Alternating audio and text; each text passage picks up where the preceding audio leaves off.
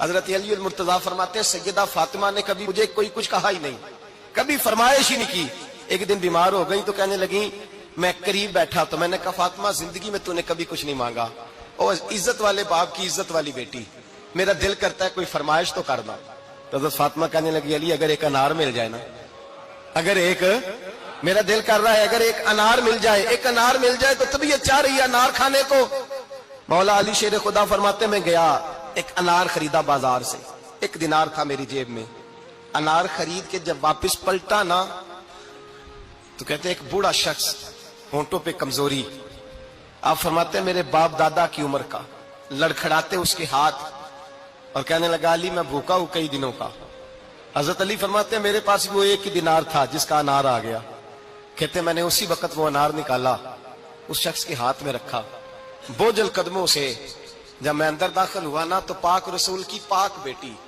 عزت والے نبی کی عزت والی بیٹی، صبر والے محبوب کی صبر والی بیٹی، کہتے ہیں جب میں نے اپنا قدم اندر رکھا دروازے کے تو فاطمہ نے میرا اترا ہوا چہرہ دیکھا تو کہنے لگی علی پیسے اللہ کے راستے میں دے آئے ہو، خیرات کر رہے ہو؟ حضرت شیر خدا رضی اللہ تعالیٰ عنہ فرماتے ہیں میں فاطمہ کی طرف دیکھا تو میں حیران ہو گیا، میں نے کہا فاطمہ تجھے؟ کہنے لگی مجھے یقین ہے آپ انار لینے گئے تھے، آپ نے خرید بھی لیا تھا، اور مجھے پتا ہے علی میرے ساتھ بے وفائی ہو ہی نہیں سکتی، یہ کسی سوالی نے مانگ لیا ہوگا، علی آ جا،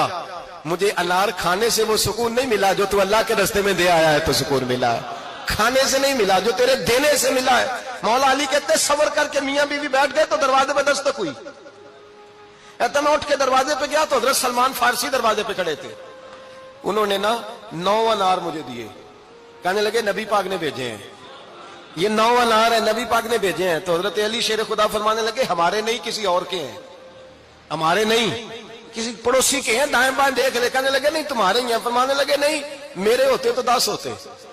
اس لیے کہ اللہ فرماتا ہے من جاء بالحسنۃ فلہ عشر امثالھا، تم ایک نیکی کرو گے میں 10 کا اجر عطا کروں گا۔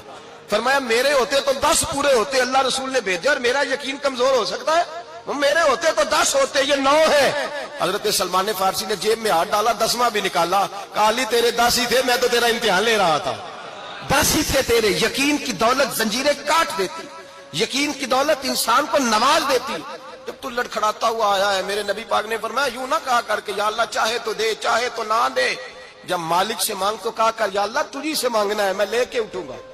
تو مجھے دے گا۔ فرمایا جتنا تیرا یقین کامل ہوگا اتنا ہی اللہ تجھے جھولی بھر کے عطا فرمائے گا۔